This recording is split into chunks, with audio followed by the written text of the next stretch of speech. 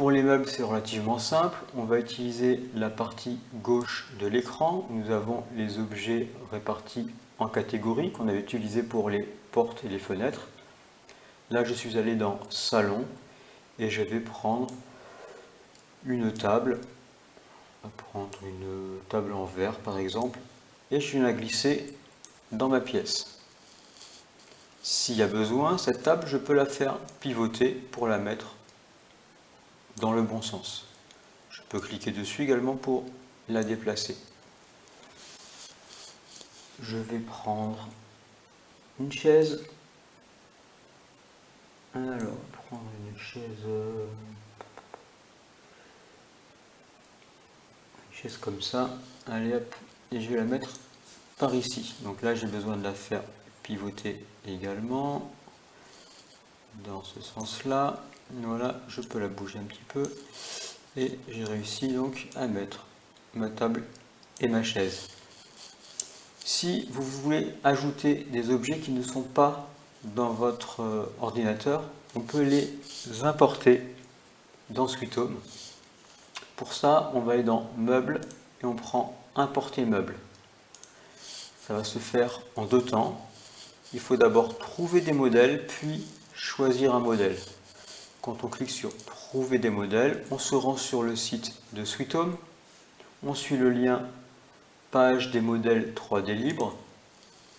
Et là, on a tous les objets qui sont représentés. Les objets qui sont encadrés en vert sont les objets qui sont déjà au départ dans SweetHome. Donc ce n'est pas la peine de les réimporter. Je vais en choisir un peu au hasard. On va prendre un bocal à poisson. Vous cliquez dessus. Il se télécharge. Sur votre ordinateur, il va arriver dans Mes documents, certainement dans le dossier qui s'appelle Downloads. Moi, c'est arrivé dans mon dossier téléchargement. Vous retournez dans SweetHome. Hop là, on va prendre Choisir modèle.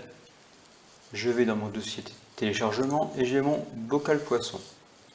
Voilà, je peux l'ouvrir, vérifier que c'est bien lui.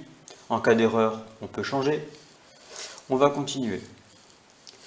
Si jamais votre objet n'est pas dans le bon sens, le bocal à poisson par exemple s'est retrouvé tête en bas, vous pouvez utiliser les flèches pour le remettre dans le bon sens. C'est relativement rare que ça arrive. Mais ça peut être le cas si vous téléchargez par exemple la guitare, selon que vous vouliez la mettre accrochée au mur ou posée au sol, vous allez peut-être avoir besoin d'utiliser ces flèches-là pour la mettre dans le sens que vous désirez. Bien. Alors là, c'est extrêmement important. À peu près une fois sur deux, quand vous allez importer un objet, ça aura des dimensions complètement fantaisistes. Là, nous avons un bocal à poisson qui fait moins de 3 cm de haut, ce qui est absolument pas réaliste. Donc, essayez de vous imaginer un bocal à poisson, essayez de mesurer la hauteur que ça a. Pour moi, ça fait une trentaine de centimètres de haut, donc je viens mettre 30 ici. Et comme j'ai laissé cocher garder les proportions, on a la largeur et la profondeur qui se sont ajustées pour que tout aille bien. Si jamais vous importez une porte ou une fenêtre, il faut bien cocher porte ou fenêtre pour pouvoir l'insérer dans le mur et non pas la coller contre le mur. N'importez pas d'escalier, ça ne fonctionne pas correctement, ça vous fait mal le trou au niveau du plafond. Donc pour les escaliers, il faudra garder ceux qui sont déjà dans le logiciel au départ. Quand c'est tout bon, on fait continuer et on termine et on a notre bocal. Je vais venir le déplacer ici et le mettre sur la table. Normalement, quand on met un objet sur un autre, les objets se positionnent correctement.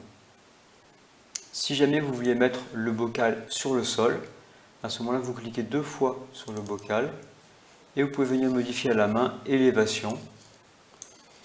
C'est la hauteur entre le sol et l'objet. Si on met 0, l'objet sera sur le sol. Et voilà, on l'a trouvé par terre. Normalement, on a vu les principales difficultés. N'oubliez pas de vérifier qu'il y a un nombre de meubles minimal à mettre dans chaque pièce. Ces différents meubles, vous les trouvez dans l'énoncé. Je vous souhaite un bon travail et essayez de faire votre maximum. Voilà, merci.